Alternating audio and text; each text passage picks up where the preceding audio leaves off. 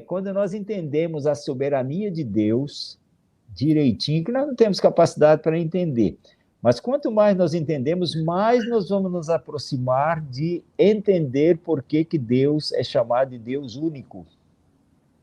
Tá? Soberano, único e soberano. Tá?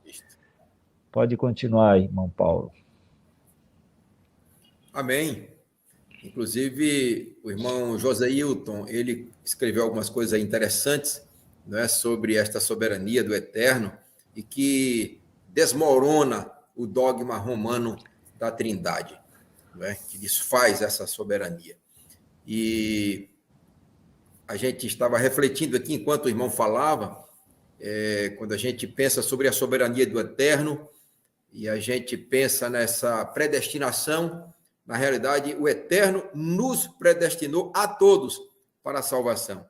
E ele deu-nos, sim, o livre-arbítrio, o dogma, eu diria que é um dogma dessa predestinação, da eleição, desta soberania, né, diferente, né, do Eterno, que João Calvino apregoou. Então, isso não tem base, não tem fundamento.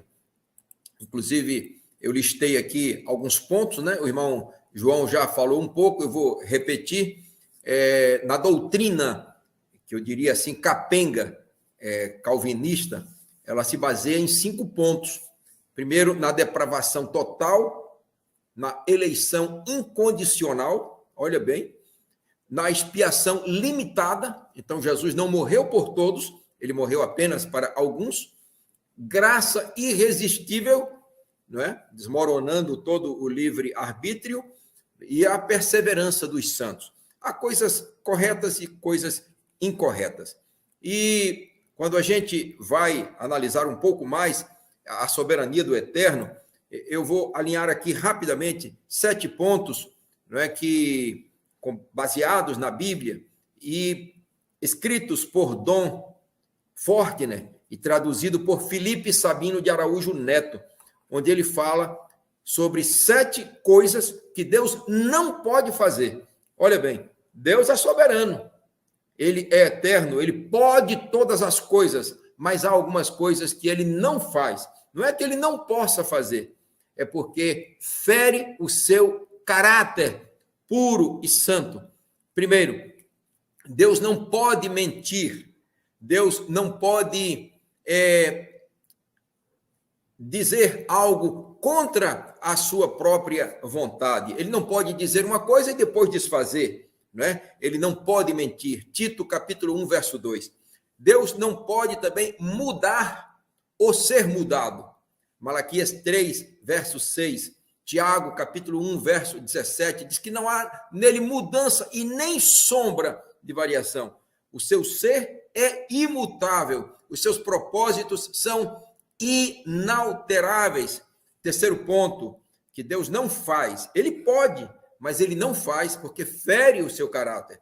Deus não salva um pecador sem um sacrifício agradável. Hebreus 9, 22. Ele não pode perdoar pecado sem uma expiação com sangue. Deus não dá um jeitinho. Ele não faz isso. Ele é soberano, mas tudo dentro do plano que ele elaborou. E a expiação não pode ser feita sem um sacrifício agradável. O terceiro ponto, o quarto ponto aqui que nós temos, é que Deus não leva para o céu alguém que não seja perfeitamente justo à sua vista. Mateus 5, 20, Hebreus 12, 14. Ele é tão puro de olhos que não pode contemplar, olha bem, meus irmãos, a iniquidade. Mateus 5, 20, Hebreus 12, 14, Romanos 5, 19, Colossenses 1, 12, Colossenses 2, verso 10.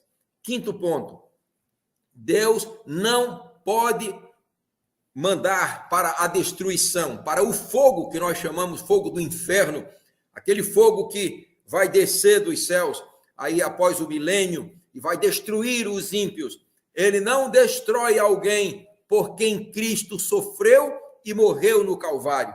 Olha, meus irmãos, veja que coisa. Isaías 53, 11, Romanos 8, 33 a 34, Isaías 53, 11, Romanos 8, 33 e 34. Quem intentará acusação contra os escolhidos de Deus? E quem os justifica? Impressionante é que aqueles que defendem a eleição usam esses mesmos textos para dizer, não, é porque Deus já determinou, não é? Mas não é isso. Olhando pelos olhos da fé e com base na palavra eterna, então a gente vê que é algo diferente. Sexto ponto, estamos terminando. Deus não pode salvar alguém à parte da pregação do evangelho.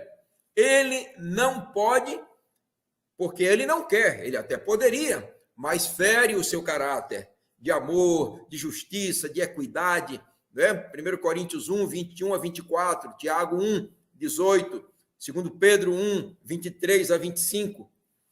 Então vejam, meus irmãos, o escritor, ele falou, Deus pode salvar homens, ele ouve alguém dizer isso. Deus pode salvar homens com o uso de meios, e sem o uso de meios, ou a despeito dos meios usados. Ele é soberano, ele pode fazer o que quiser. Alguns dizem, Deus é soberano, sim, ele pode fazer tudo o que ele desejar fazer, mas Deus não faz, como, por exemplo, Deus não mente, ele não pode fazer o que é contrário à sua palavra, ele não pode fazer o que ele disse que não faria. Amém por isso, irmãos. Nem ele pode falhar em fazer o que ele disse que faria. Então vejam, irmãos, Deus não salvará ninguém à parte da pregação do evangelho. Romanos 1, 15 a 17, 10, 17. Nem ele salvará alguém pela pregação de um falso evangelho. Deus não faz isso. E o mundo está cheio de um falso evangelho. Gálatas 1, de 6 a 8. E terminando essa consideração breve, o sétimo ponto. Deus não pode falhar em salvar qualquer pecador que confie no Senhor Jesus Cristo, o seu Filho amado. João 3,16 e 36. Louvado seja Deus pela sua soberania, mas que está atrelada ao amor eterno e também à justiça plena e eterna, o que o mundo não tem.